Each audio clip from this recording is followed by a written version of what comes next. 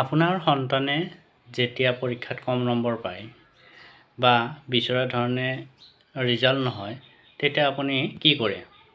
সন্তানটোক গালি শপনি দিয়ে নে কি কৰে, নে শাস্তি দিয়ে? এনেকুৱা এটা ঘটনাই মই ফেচবুকত অলপতে পালোঁ।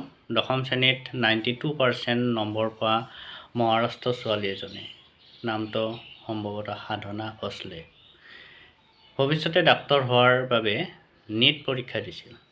আৰু ছোৱালীজনীৰ অধ্যয়ন কৰা বিদ্যালয়খনৰে অধ্যক্ষ আছিল তেখেতৰ দেউতাক। প্ৰায়ে দেউতাকে পঢ়াক লৈ নিয়মিতভাৱে এই ছাত্ৰীজনীৰ ওপৰত মানসিক নিৰ্যাতন চলাইছিল।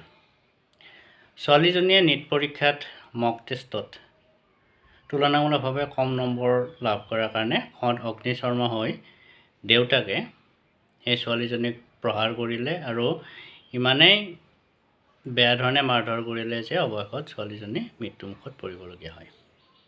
শৈক্ষিক দিশৰ ওপৰত অত্যাধিক আশা আৰু আকাংক্ষাৰ বাবে নিজৰ সন্তানক শাৰীৰিক বা আৱেগিক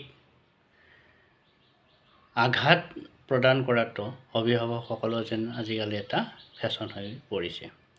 অভিভাৱকসকলে নিজৰ সপোনবোৰ, যিবিলাক সপোন তেখেতে পূৰণ কৰিব নোৱাৰিলে, সেইবোৰ সপোন সন্তানৰ হতুৱাই পূৰণ কৰিব বিচাৰে। এইটো বাৰু খুব ভাল কথা নে? এইখিনিতে এটা কথা মোৰ মনলৈ আহিছে। মোৰ দেউতাই, আমি যেতিয়া পঢ়ি আছিলোঁ, হাইস্কুলতে হওক বা কলেজ পৰ্যায়তে হওক, দেউতা খেতিয়ক যদিও দেউতাই সদায় পৰীক্ষাৰ দিনলৈকে সদায় পঢ়াৰ ক্ষেত্ৰত খুব তাগিদা দিছিল। এনেকৈ পঢ়িব লাগে, সেনেকৈ পঢ়িব লাগে।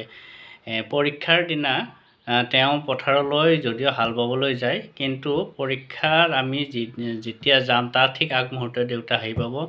আহি মানে আমাৰ পদূলিটো শেষ নোহোৱালৈকে দেউতাই বাৰে বাৰে কৈ থাকিব, পৰীক্ষা খুব ভালকৈ দিবি, খুব ধুনীয়াকৈ দিবি, কোনো টেনশ্যন নলৱাকৈ দিবি আৰু ইমান নম্বৰ পাবলৈ যত্ন কৰিবি। সেইখিনিলৈকে ঠিকেই আছে। তাৰপিছত যেতিয়া আমাৰ পৰীক্ষাৰ ৰিজাল্ট দিব, তেতিয়া ৰিজাল্ট নিশ্চিতভাৱে আশা কৰা ধৰণে নহয়, তাৰ তুলনামূলকভাৱে কিছু কম হ'বই, সেইটো স্বাভাৱিক কথা। কিন্তু মই দেখিবলৈ পাইছিলোঁ, দেউতা যদিও আমাৰ বৰ উচ্চ শিক্ষিত নাছিলে, কিন্তু তেখেতে পৰীক্ষাৰ ৰিজাল্টৰ পিছত তেখেতে এই সম্পৰ্কে কোনো ধৰণৰ কথা নকয়। ৰিজাল্ট সম্পৰ্কে তেখেতে কোনো দিন এনেকুৱাহেনো কৰিলেনে, ইমানে কম নম্বৰ পালিনে, কেতিয়াও সেনেকৈ কোৱা আমি আজিলৈকে গমেই নাপালোঁ। তেখেতে কেৱল এটা কথা কয়, এইবাৰ ঠিকেই আছে, নেক্সট বাৰৰ কাৰণে ভালকৈ পঢ়, এতিয়া যি হ'ল একো কথা নাই, অহা বছৰ আৰু ভালদৰে পঢ়া, তাৰপিছত দেখিবা খুব ভাল ৰিজাল্ট হ'ব। গতিকে এনেকুৱা ধৰণৰ উৎসাহ ভৰা আচলতে কথাই আমাক সদায় অনুপ্ৰাণিত কৰিছিল। বৰ্তমান যুগৰ এনেকুৱা ধৰণৰ ঘটনাবিলাক শুনি খুব বেয়া লাগে আৰু ছ'চিয়েল মিডিয়া যোগে খুব অলপতে মহাৰাষ্ট্ৰৰ সেই ছোৱালীজনীৰ কথাটো শুনি মনলৈ মোৰ কথাখিনি আহিলে। এনেকুৱা ধৰণে অৱশ্যে আজিকালি আমাৰ চিনাকি সূত্ৰেও সকলোৰে হয়। মই দেখিবলৈ পাইছোঁ ক্লাছ 8 বা 7 বা তাৰ তলছোৱা শ্ৰেণীৰো সন্তানে যেতিয়া ভাল নম্বৰ নাপায়, তেতিয়া সেই সন্তানটোক ইমানেই বেয়া ব্যৱহাৰ কৰে, ইমানেই মাৰধৰ কৰে যে আমাৰ খুবেই বেয়া লাগে।